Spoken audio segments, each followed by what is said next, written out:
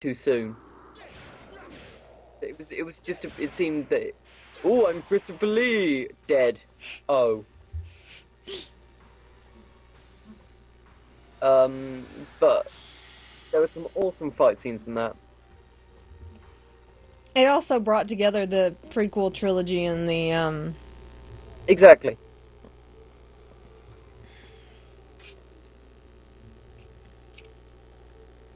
Actually, that's an interesting. No, I won't say that. I've already spoiled say it. enough things. No. No, It's something. say it. No, you already started. You gotta finish. Well, it's sort of a bit to do with the new Star Trek movie, which, well, if this isn't going out for a couple of months, fair enough. Yeah, this isn't gonna go up for a very long time, Matt. All right, well, it's in the new Star Trek movie. It's almost creates an alternate timeline from the original series.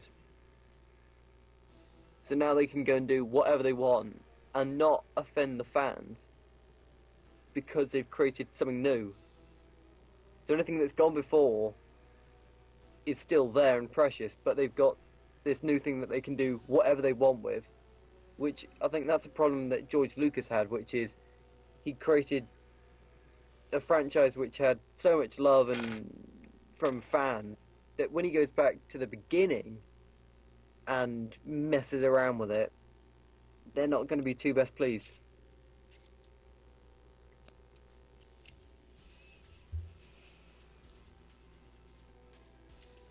I'm done now. Hello, are you still there? Yes, I'm thinking. Sorry, I was in taking it all the information.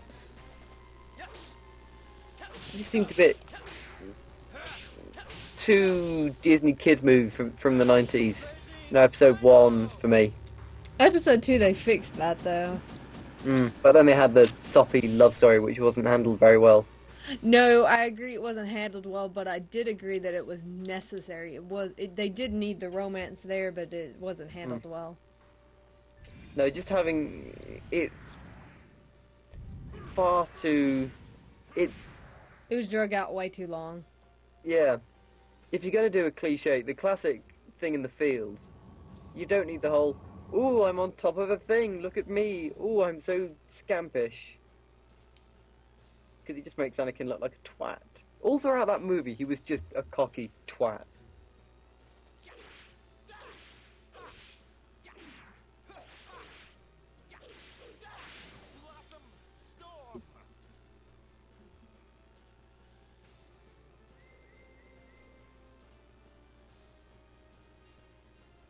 Also, why is it in episode 1 they had the really cool double lightsaber, but why couldn't they think of anything else cool to bring in? They ran out of ideas. In the Force Unleashed, there's sort of like police baton things where they sort of hold it backwards and like a I don't know what you call it, like a police baton, except with a big laser bit on the end and things like that. And then all things that unclip. I've seen ones that curve and unclip and things like that, and they just didn't put it in, and it just seemed a shame that that was the big thing about episode 1 when all the trailers came out. You had, oh, look at the double lightsaber, and then, oh, they've got normal lightsabers. Yeah. Well, I mean, Christopher Lee had a backwards one. His was curved, which I like. I like that one. Have you seen any of the Clone Wars? No. I read the book based off the animated movie though. It was good. I enjoyed that book. I like the look of it, but I heard from a mate that it wasn't brilliant and that it was essentially just the first 3 episodes of the new TV series. I haven't seen the TV series anyway. Neither have I. It looks quite good. It looks quite action-packed. I read the book and I loved the book. I was like, oh my god, this is good. You know. What I want to do now is, there's the live-action Star Wars TV series that they've been working on. Yeah. I want to see how that comes out. I don't know. I think, honestly, sometimes Star Wars does better in games and books than it does in movies. Hmm. I thought the plot of The Force Unleashed was really good, and it was just the gameplay that let it down quite a lot. But apart from that, it was a really good story, building it up. What was it? Hold on. Yeah, the one I had that was really good was Jedi Knight Dark Forces 2. One of the Oh very yeah, few PC games I own. Can't find disc 1 though, so I can't play it now. Otherwise I would. I can remember a couple of summers ago playing through Jedi Knight 2 Jedi Outcast, Yeah. which is a very good game. Um, which, oddly enough, in that one you could cut people's limbs off, but in the Force Unleashed you couldn't.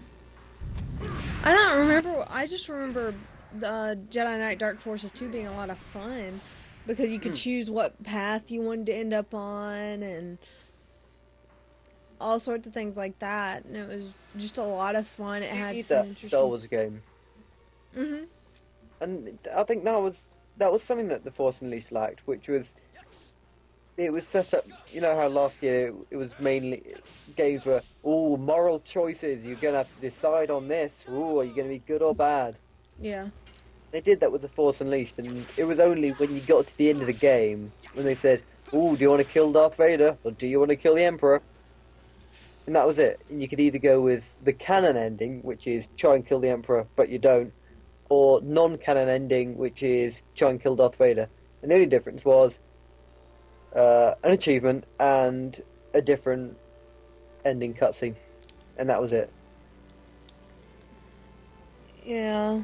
There's no kind of you see your character developing differently. You see that they're getting these powers instead of these powers, and it's not like Fable 2 where if you went evil, you knew you were evil because you'd have your face would go weird and you'd have horns growing out of your head and people would run away That sounds scared, and cool. it didn't really get that feeling, which is a shame when games don't do that. Honestly, that's something about this generation I've been disappointed in. It's What's that? like the fact of there aren't as many choices anymore. Your decisions really just don't affect games anymore. Well, I don't know. There've been quite a few good ones. I think GTA 4 and Yeah, Fable 2 are the but two that I know most about. Fable 2, there's a lot of big decisions that affect the world you inhabit. that was the Uh, staple thing about Resident Evil before Resident Evil 4 came out, was that you had with a, choices. alright, I see. Like, obviously, I don't know, did you watch me do Remake, the first one? I've started watching that, yes. You know Barry? Yeah, You can choose whether he lives or dies. nice. You can choose whether you rescue Chris, things like that, and they affect the ending. They affect gameplay even. I do like that. Yeah, that's the kind of stuff I'm talking about. Like in 4, you didn't have anything like that. And in Chris's game, you have an escort-ish mission. Um, We all help love those. helping a girl. Yeah, you can let her die. I'll be very tempted to just let her die. I, I don't enjoy escort missions. Leon, help! We know how I feel about that. God. A couple of things I'd like to see gone from games: escort missions, on-rail shooters, unless they're done properly. Uh, Um, there's some really good sort of on-rail shooters in Wanted that I've been renting and playing recently, which is there are sequences where it's if you've seen the movie, there's a bit at the end where he runs through a factory and he's just going insane with a gun, shooting people, and it's sort of like that where it goes. You see little bits of cutscenes going into gameplay, and you've got to try and shoot bullets out the air and shoot the people that are shooting at you, and it's sort of like that on-rails feel, but more interactive rather than. It's like a cross between a quick-time event and an on-rail shooter. I see. I'd like to see quick-time events go. Yeah, quick time events aren't fun. Because they're like, Resident Evil 4 and 5 are just filled with them. I've just remembered another thing which I was completing Bioshock the other week. That's another one with good choices in it. Yeah, that's a really good one, and Except with the endings suck. you can kill the little sisters or you can save them. Clearly, you're gonna go save them. You get 100